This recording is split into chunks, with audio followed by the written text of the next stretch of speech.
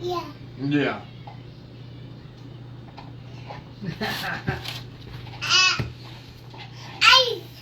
What?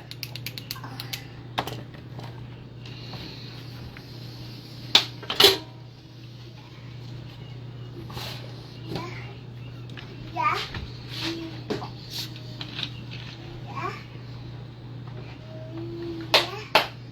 Yeah. Yay! I love you. What's going on, guys? Sorry, a little late. Got the spawn of Satan over here. She's yours. She's sick. Doesn't want to go to sleep. Doesn't want that. Doesn't want me. Mom had class, so we're gonna start a little late, but that's all right. We'll get it done. Welcome to Sobriety Chat, episode 3. Tonight we have Chris Pantalone, aka Uncle Bull Cow. We were supposed to have Joe Hannigan, but family stuff came up, unfortunately. So thankfully, Chris agreed to hop on tonight instead of a couple weeks from now, just so we could do another chat with somebody. So I believe he's actually in here now. We'll bring him in and talk to him for a little bit and see his story and what we got here. Oh, goodness.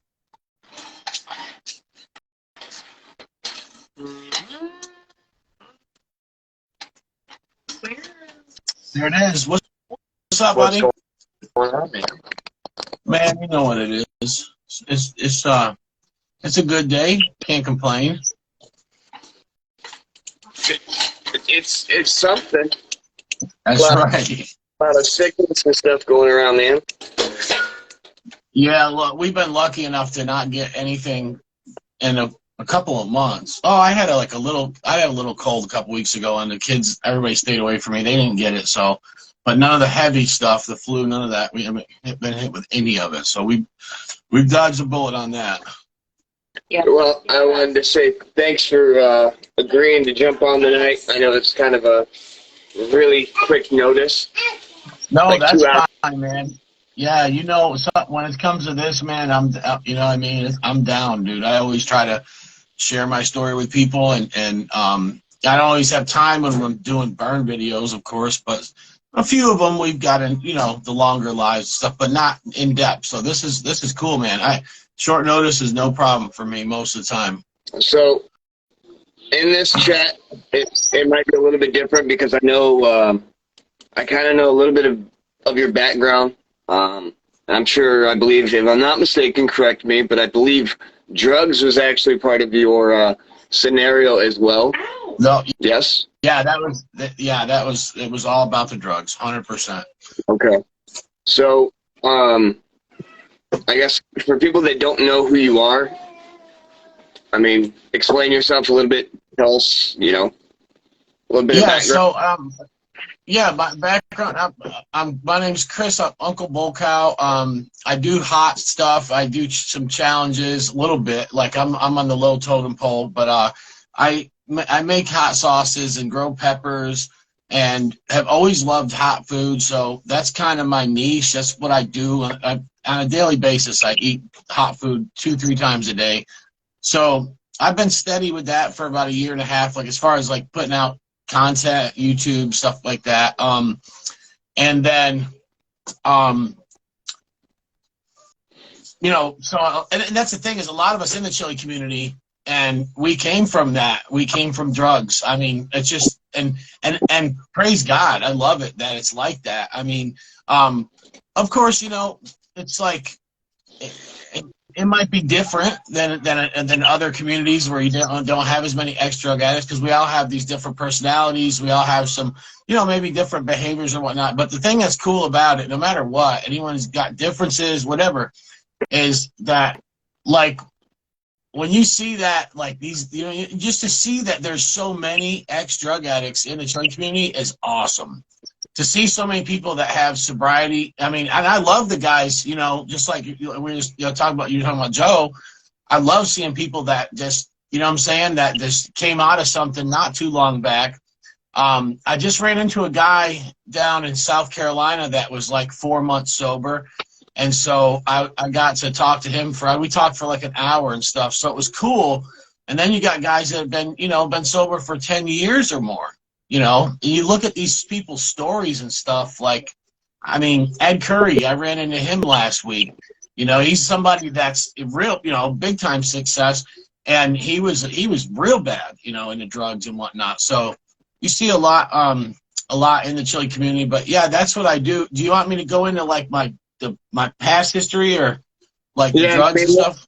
We will. I mean, Okay. the questions are going to be a little bit different for you because I am trying to transition between the alcohol and the drugs because, I mean, obviously it's two different scenarios, man. I mean, it's still the same thing. You're recovering from an addiction, but drugs, Yeah. I mean, and some people for alcohol, it is just like drugs. I mean, it is really hard for people to stop.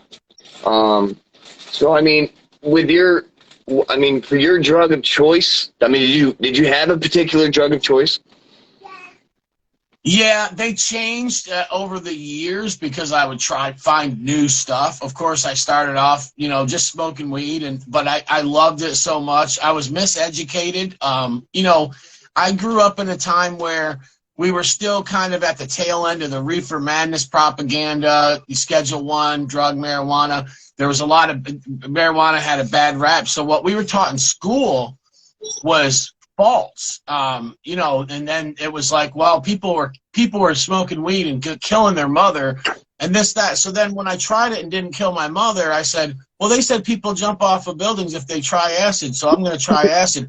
And literally, I mean, I'm not going to blame the whole educational system, which I think is definitely broken more now than ever, but still, I had absolutely I didn't believe what people told me. And so I started off with the weed, the acid. I loved hallucinogenics in the beginning, was like mushrooms, LSD was my thing. I couldn't get enough of them.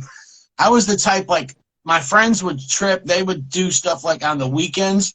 And I was the type on a Monday, just pop acid and go wherever and try to get people to hang out and party. So, but as time went on, you know, I'm like, oh, let me try cocaine. Let me try crack, you know. And so that the cocaine, any cocaine product, whether it's coke or crack, you know, that ended up being my vice. That's the one that caught me and had a hold of me for, you know, off and on for 20 years. Ruined my life. I lost everything. And every time I got it back, I'd lose it again a year or two later. So that's my drug of choice, number one. So, I mean, how did you realize you had a drug problem? I mean, when did it finally, like, oh shit, I have a problem? Well, it's weird because when I was young, like, I don't know, 18 or 19, I do remember I did realize that, you know, I realized at that time that I had an issue with drugs, period. I just I didn't feel normal if I didn't have something in me. But with the cocaine, it was at about 21 years old. I was sniffing, smoking crack, all that crazy stuff.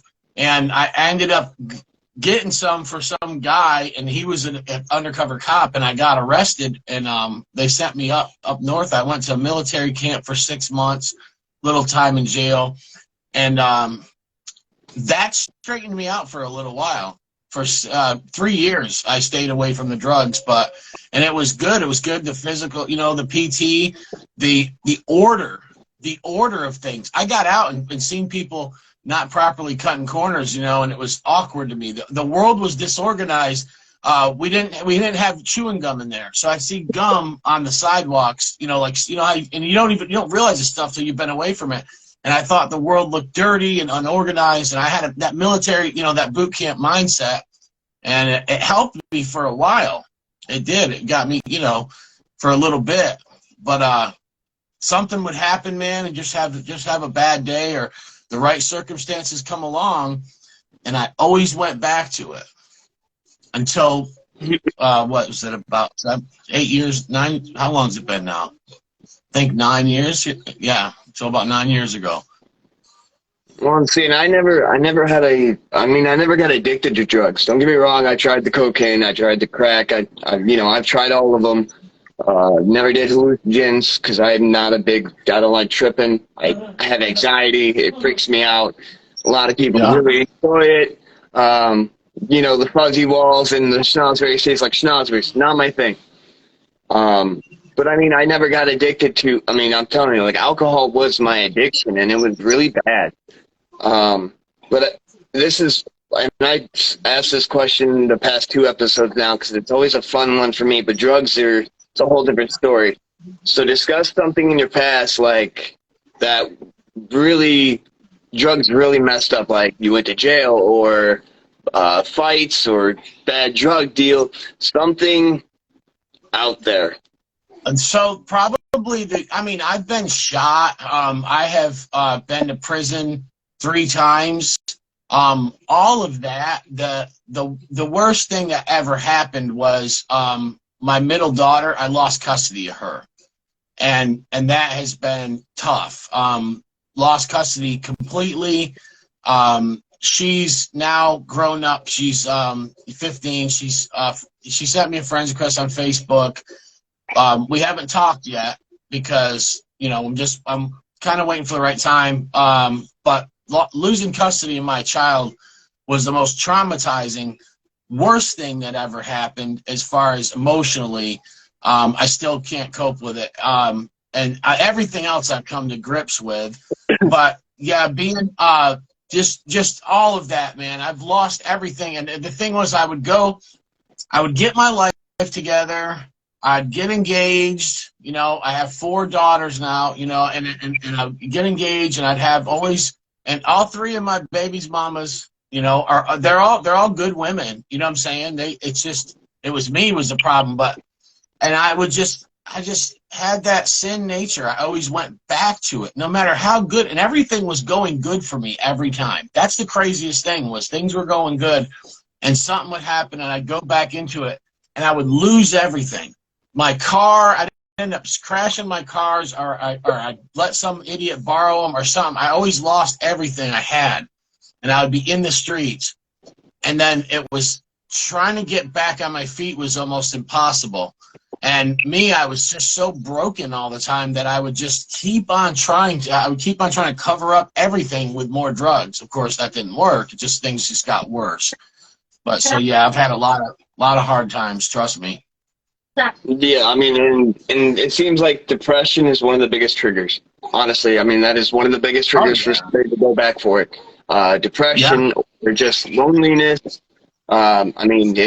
It's something to temporarily fix your problem. And I noticed a lot of people, doesn't take much, and sometimes they'll even look for an excuse.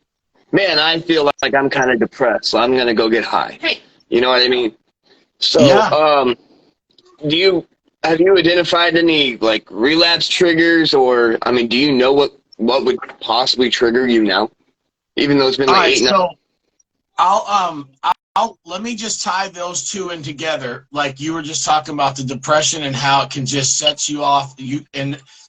There was that, and now you're bringing this in. So I'll just tell the one story of the last time I got high, and that'll tie it all in together. I moved down here. I was literally on a crack binge out in the streets the day before I came to the South. I was in New York, in the streets. My sister called me. She said, "Hey, I want to take you to get something to eat, buy you a pack of cigarettes, whatever." And I said, "Okay, fine." She kidnapped me. It was great. She came and got me. She did buy me some cigarettes, something to eat, and then she brought me back to her house. And she said, "Listen, I'm putting you on the bus in the morning. You better call your friends down south and have a place to stay because you're not staying here. You got to get away from here." So, number one, the people, places, and things was taken out at that point, okay? But not completely, because guess where my bus, it was a train. Guess where my train took me? To the Bronx. I knew people in the Bronx. So I went to this Irish bar with all these crazy guys, and I had a couple beers with a friend of mine there, and I was like, "Hey, you got, give me some Coke, give me some Coke." I was still in that mind state. And he ended up like he got away from. It's weird because when he was up there with me, he was getting high all the time. He went back home to the Bronx and wasn't getting high, so he kind of blew me off. Like he's like, oh yeah, maybe. Then he's like, no. And then it was late. I had to go. But taking the people, place, and things, I got down here, and I was good for a while. And then I started meeting people. I worked in the restaurant industry. Of course, everybody, gets wasted most of the time. And so I had a bad day. So we're going to talk about the depression now and the triggers. Here was how the whole thing went. There was a guy that actually he's a drug counselor. And so I'm not going to say his name. He's not on my Instagram. He is friends with me on Facebook, but he's a drug counselor, a big time one. Okay. He's like head of a big company, but I used to get weed from him. And so he had some wild party at his house and he had a big old bag of cocaine and he asked me if I wanted it. He didn't know about my past problems. And he asked me if I wanted it like a week before. And I'm like, no, man, I don't want that crap. So I was dating this girl and we got into it and it was pretty bad. And I was thinking in my head, I was like, oh man, the devil's he's going to use this against me. I'm vulnerable right now. And I was mad at her and then she left and I had a cold. So I was sick. You know how your emotions get when you're sick. You're not in your right state of mind. I was upset about her. I figure she's gone. She's not coming back. I was depressed. And so I go up to my buddy's house there, and I said, you still got that Coke? He's like, yeah. I go, let me have it. How much you want for it? He goes, you can just have it here. And that was it. I was off to the races. I was sniffing. Then I called a friend of mine that lived in the same place in New York I did, but he lived now in the same town as me down here that I used to live in. And I called him, and he come over, pocket full of drugs. And we went out and we were smoking it, sniffing it all night. I spent all my money. And it was the next day. It was still the same night to me. I hadn't went to sleep, but he was passed out on my couch, snoring. And I just was, I was at my wit's end. I said, I can't go back to this. I'm too old for this. I can't, it's not like in New York where I knew everybody and had these side hustles and this, that. I'm like, I'm down here. I don't know many people. I'm going to end up, I don't know what's going to happen. It was that's the point when I cried out to God. I prayed. I was broken. And that's when I was really new. I knew at that point that this is something I definitely don't want. All the other times, it was like I was faking it. And there was always that. There was that. I knew there was going to be these triggers, and I knew there was going to be the people, places, and things. At this point, I knew that I needed it to be abolished out of my life, and to the point where I wouldn't have to worry about triggers, and it worked. I don't know what happened. I'm not. There wasn't no like people have these experiences and all this. Nothing like that happened. I was sick. I finally went to sleep. I got up the next day. And I didn't realize until way later on, my friend Mike came back over, the one that was on my couch, later on at night, and he had a big old pocket full of crack, and he said, hey, you want to get high? And I was like, nah, man, I'm good. I don't feel like it. Now, how could I just not feel like it? I always, if you showed that to me, that was instant trigger. And so at that point, I mean, after that, and I look back, I said, something happened. And never once have I ever had an urge since then. Not at all. So, I mean, realistically, God just said, "Hey, now it's time." I mean, it happened to me. The alcohol. I mean, it was crazy. It was insane because it was my third one, and I came back. I got home. I dumped my bottle of vodka, and I said, "That's it. I'm done." And I quit cold turkey. And then I got baptized not long ago. It was probably, I think, 2 years now. So, but do you, I guess the next question would be, how do you handle, do you still get cravings? So let me tell you this. We were just talking about that girl And then everything. Well, anyway, she ended up coming back the next day, and she's the one that said, "Let's start going to church and all this." And we did. We started going to church together. I didn't know. I didn't really see much difference in me at the time because it was, but it was. We moved down to the coast, and she ended up leaving and moving out to Texas or something. And I was all alone down there. I didn't know anybody. This is when I knew I was truly saved, and I knew that God did a work in my heart. And this is where the last test, this is where this is the next time that I seen cocaine after that. I got out of work and I went to this little strip club, and these girls were like, "Hey, you want to do some coke and this and everything?" And the girl was like, "Yeah, come on, we'll go in the back room and I'll do whatever you want." She's got cocaine, showed it to me. And I remember going outside to have a cigarette, and I called my father. I said, "Man, I said these girls are hot. They got coke and stuff." He's like, "Oh, you just get in your car and go home." And I said, "Yeah." And I just got in my car and left. And I didn't have the desire. Like, the desire wasn't there. So that's the last time that I even played around like that. Now, don't get me wrong.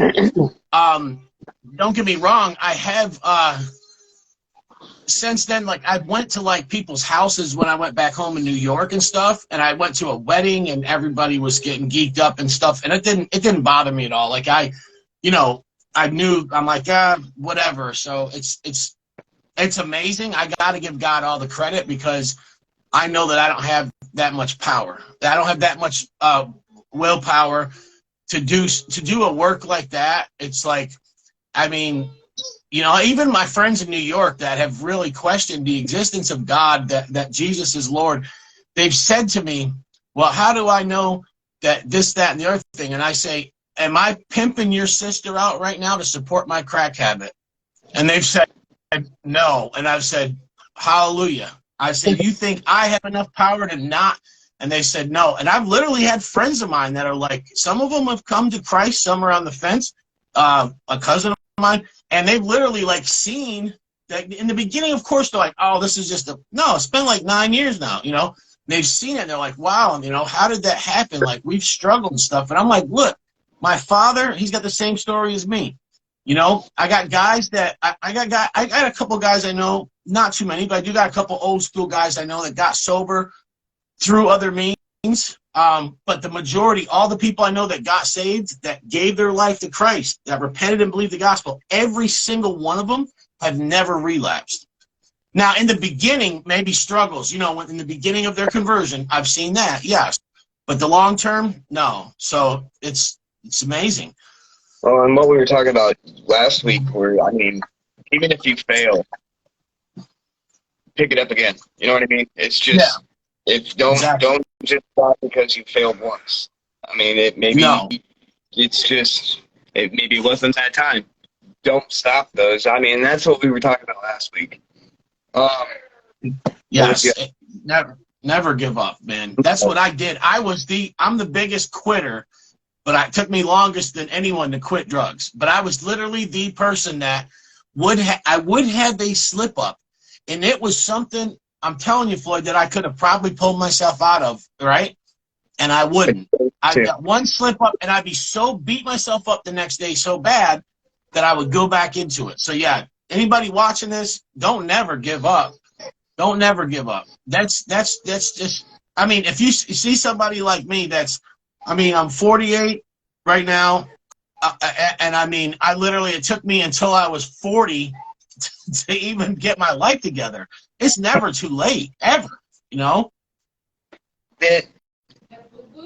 Through your entire recovery, and I've seen a lot of things that you've done through your hot sauce company, and you've accomplished a lot. I've witnessed it myself.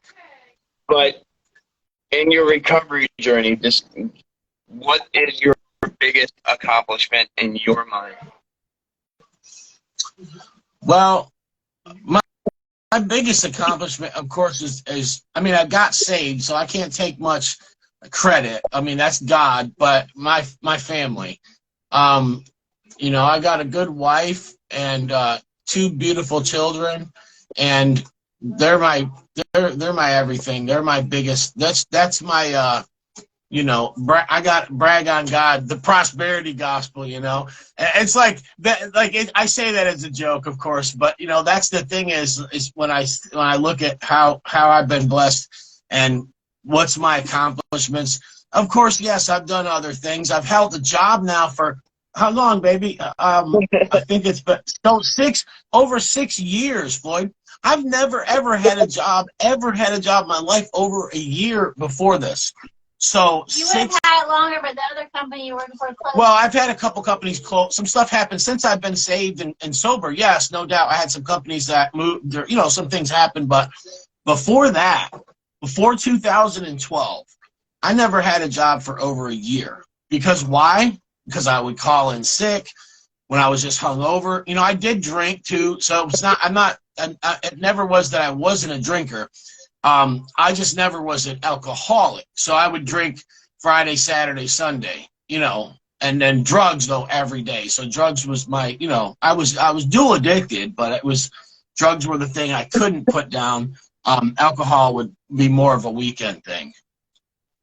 This evening. So we're gonna go with. I know. No, I forgot my train of thought.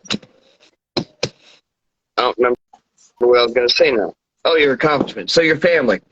Has it really now, since I know for my alcohol, it really affected my family. Like I was mean. I was angry. I was always taking it out on my wife. I'm surprised she's still stuck by me, which I know, I'm pretty sure your wife's probably the same way. I mean, you probably put her through hell, and she's still stuck. That's why they're good women. I mean, through hell. But, I mean... I still put her through hell. Yeah, I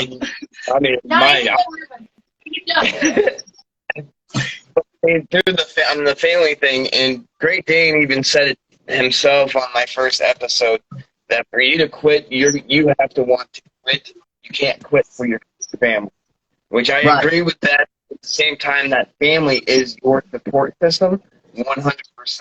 So, and yeah, I know your family's been there obviously for this entire time. So, I would say that's probably another big accomplishment for you. I'm assuming your wife being one of the ones.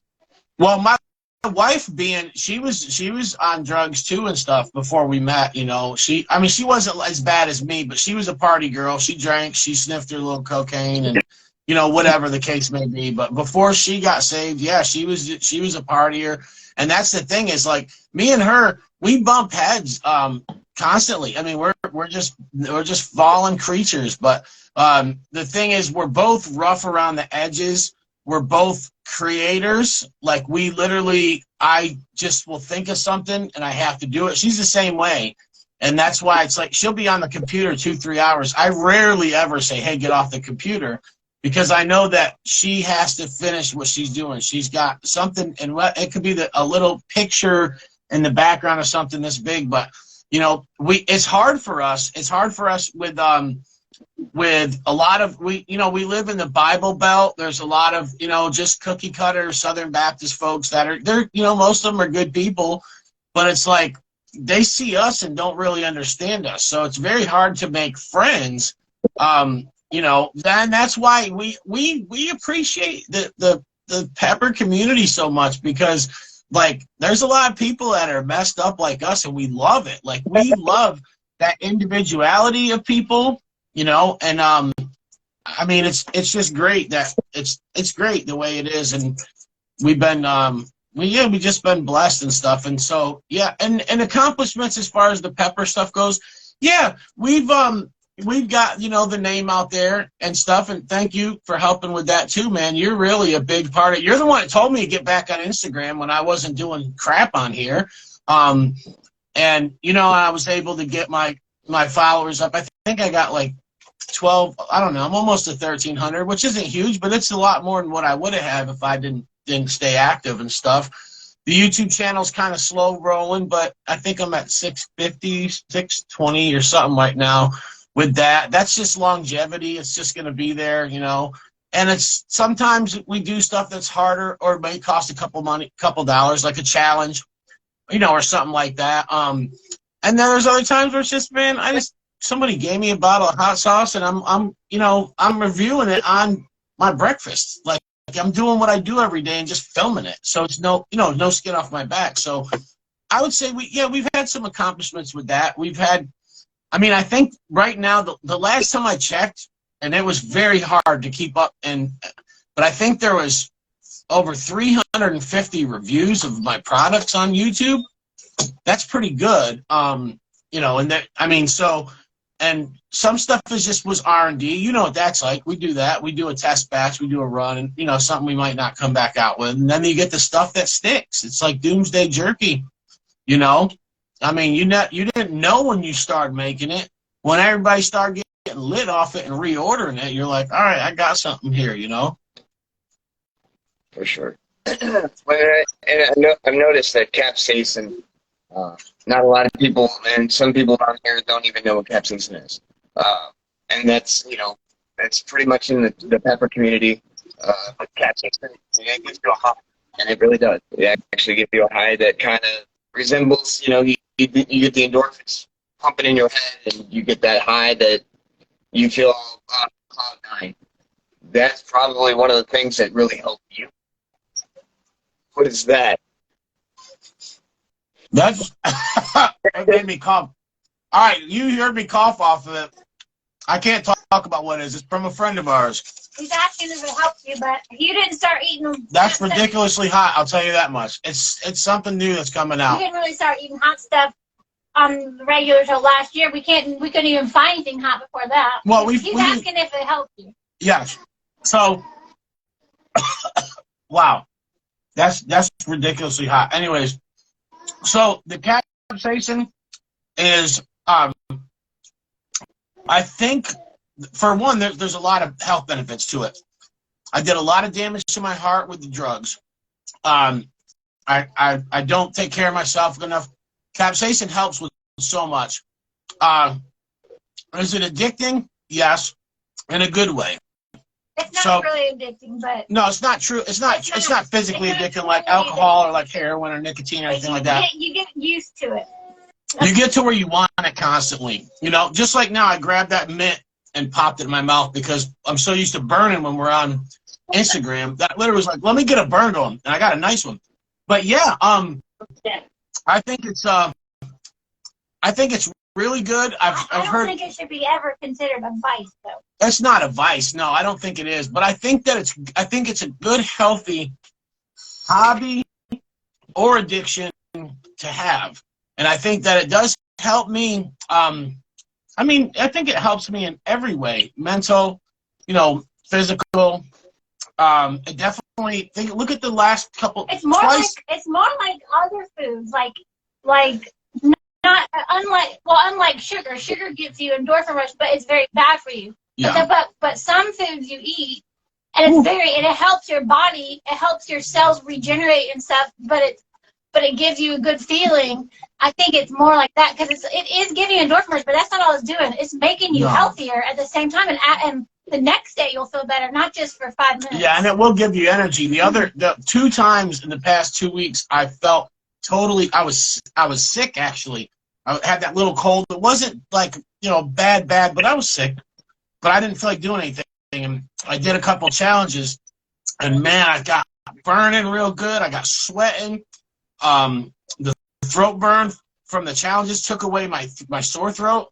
And after my challenge was done, I got up and I walked around the house just sweating, just trying to walk off the burn, And I felt like energized, man. I felt like I could run a marathon and stuff. It's very good for us, yeah. And it does, I think it helps me. I think it helps me with, and I think it's good. I think it can help anybody.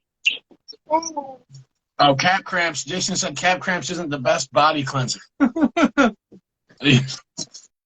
So to I guess close it out, because I think I've got 6 people on here, and I know there was 8, but I know people watch these obviously later on. Yeah. So any advice for anyone trying to become sober, or recover, or even start recovery process? I would say like this. number one, I can say that if you believe on the Lord Jesus Christ, you will be saved, and that the Holy Spirit will restrain you from going back into drugs full time. So that I'm a firm believer in that if you give your life to Christ, you will be saved. I would say if that's something that's a process, if God hasn't chosen that time for you yet, whatever you want, you're out of your own free will, that you have the people, place, and things, yes, and I don't care. I think that's always good advice because it's what happened to me at first, okay? Get away from that. Get away from the stuff you're in. I mean, there was a few times, even when I was back in the drugs real heavy, that a friend or a family member would take me away from the city, and they would take me to the mountains and go fishing, or they'd take me to a concert, somewhere nice. And I always felt like, wow, if I had this environment, I wouldn't feel like I feel. And a lot of it was excuses and whatnot, no doubt. But I say, get right with God and stay away from the old people. Even if it's your family. Oh yeah, even if it's your family. Yeah, if your family's getting higher, they're especially if it's your family, because it's even contributing. harder to say no to some people. Yeah, but I was in a depressed area in New York. There's a lot of drugs there. Very hard to get sober there. And I left and came down here, and I did good for a while. But it was the change of environment. It was a big thing. Of course, I was still myself, and I wasn't completely cured until I got saved. But I was still able to get my life together a little bit, pay my child support, have a job, stay out of prison. Well, and I think it's the situations that you put yourself in, the crowds that you associate with. It's been discussed in both episodes before this.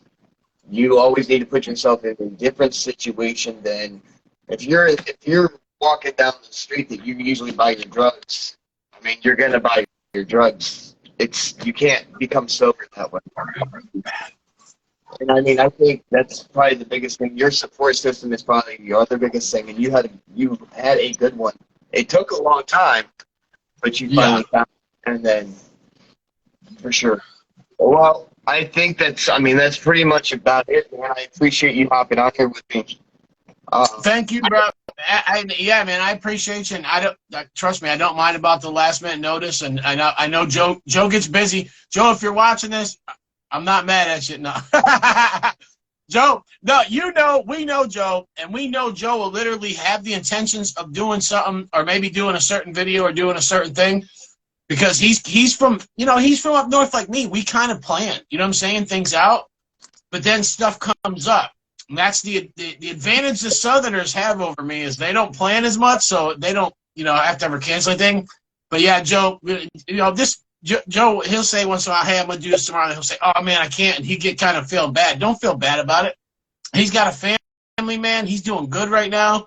That's the most important thing. And we'll see him on here, next week or whenever you have him on. I can't wait to, hear his story a little bit more. I told him, I said, don't worry about it. Take care of your family. I'll either find somebody or I'll do it next week. It's whatever. So yeah, it's all good, man. I want to say congratulations to Great Dane on 6 months sober as well. That was yesterday. All right, Great Dane. Yes, sir, man. From the tundra. Yep. And I actually learned a lot about you tonight that I didn't know. And I think a lot of people did, which will help them if they're trying to go through their recovery as well. Because it's not, this is my first drug addiction one. But I'm hoping to get more, and I do have more people lined up for drugs. So I'm going to try to do both alcohol and drugs. It's, and I say it every week, if somebody wants to reach out to me and come on here and talk their story, tell their story, even if it's really dark, if it's dark, Definitely. It hits hard when you tell dark stories, because, people, it's real shit, so. Yeah, and if anybody's watching this, you can reach out to me if you want to send me a private message and you want to talk about, anything, man, spiritual matters, addiction, anything like that. You know, I've been through it all, and I'm not I'm not one of these, like, I'm better than the next person. I cuss. I still have, you know, I'm a broken human being. And I always tell people that, you know, the lost people, I say, I don't think I'm better than you. I'm just better off than you because I know where I'm going when I die. But I try to tell people that, you know, I love everybody, and I ministered for years in the streets, man. I've been, you know, did ministry and stuff, and so anybody wants to talk, reach out to me. You know, at least I'll try to help you the best I can. Maybe give you a good laugh. I might send you something that'll freaking literally make. But hey, think about that, Floyd. Last thing I want to say: how many times have we seen people get down and depressed, and we've said, do a freaking 30 milliliter Robbie a doomsday tincture right now, or do this, and then tell me, and they literally will get so burned and be in such pain from that, they'll forget about everything else for a couple minutes, and then they'll just laugh about, you know. So it's like this pepper stuff can help us out in many ways. I've seen it. Well, I mean, All right, brother. Thank you, man. Hey, can we send people your way that have stories like that? Yeah, he just said that. I wasn't in. and I mean, don't All get right, buddy. I'm not a counselor. I'm not here to No. you know. But I want people to hear other people's stories because I think it's really helping other people. So. And they do help out. Trust me, man. Trust me. I heard it. You know, I heard my dad's story. It was always in the back of my head, and then when all this happened with me, it was right there, man. You know. But all right, well, I appreciate everybody hopping on and watching. Uncle Cal, thank you so much for hopping on with me, man. We'll be talking. All right, brother. Glad to be on.